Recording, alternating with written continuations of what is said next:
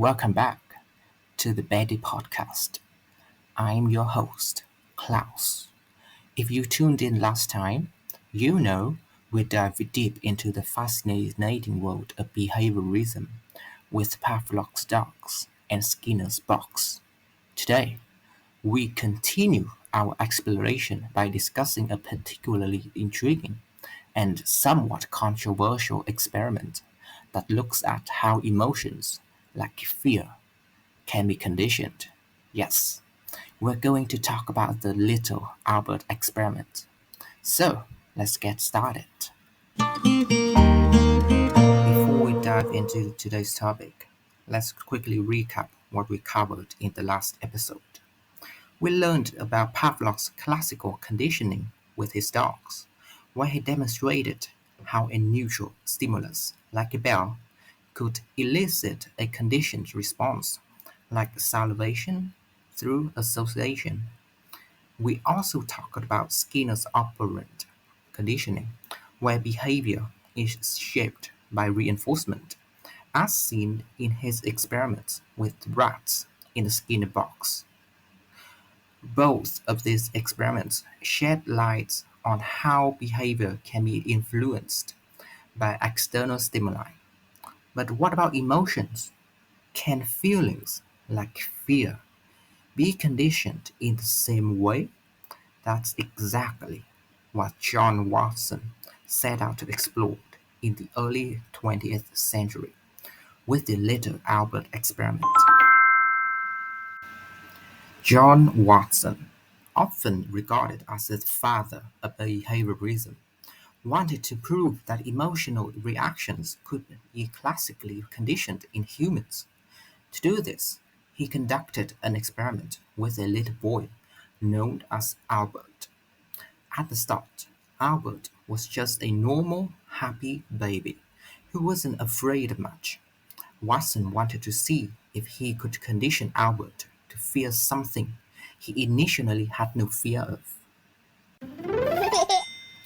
In this experiment, Watson and his assistant Rosalie Rayner presented Albert with a white rat. Initially, Albert showed no fear and was even curious about the rat, but then Watson introduced a loud, frightening noise by striking a metal ball with a hammer every time Albert reached out for the rat. Naturally, the noise scared Albert and made him cry. After repeating this pairing several times, Albert began to associate the white rat with the terrifying noise.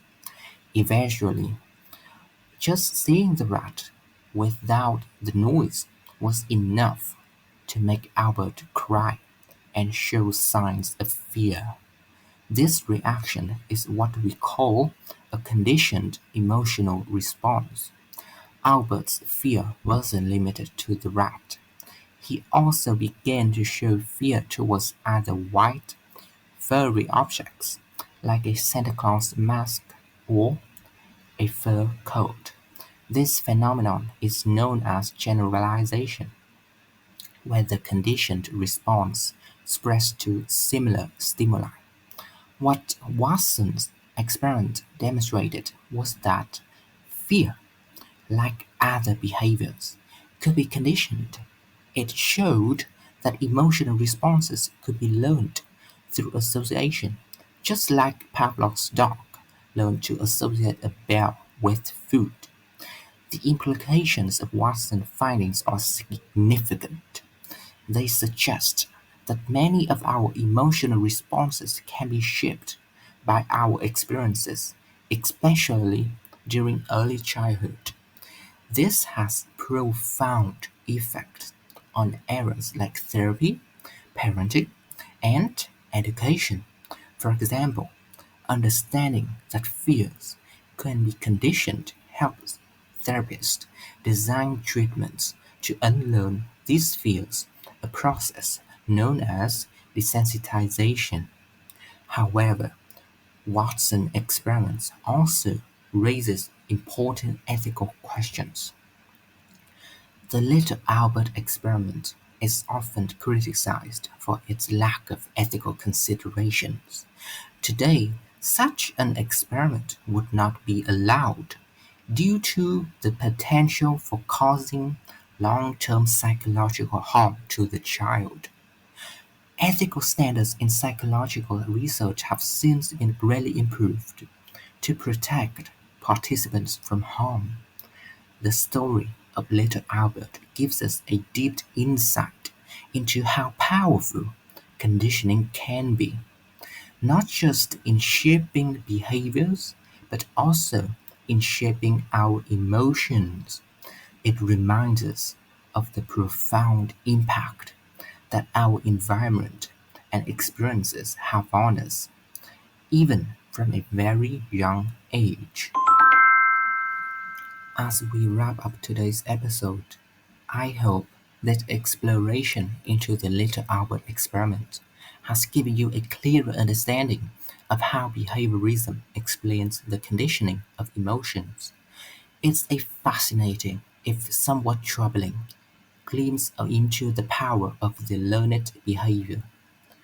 In our next episode, we'll move beyond behaviorism to explore another pivotal theory in psychology. Have you ever wondered how our thinking evolves as we grow?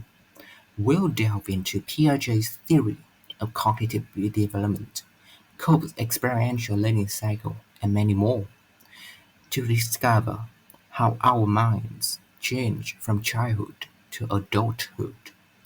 Thanks for joining me on this journey into behaviorism. If you enjoyed this episode, don't forget to subscribe and share it with your friends.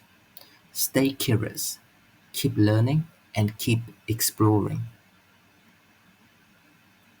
Take care, everyone.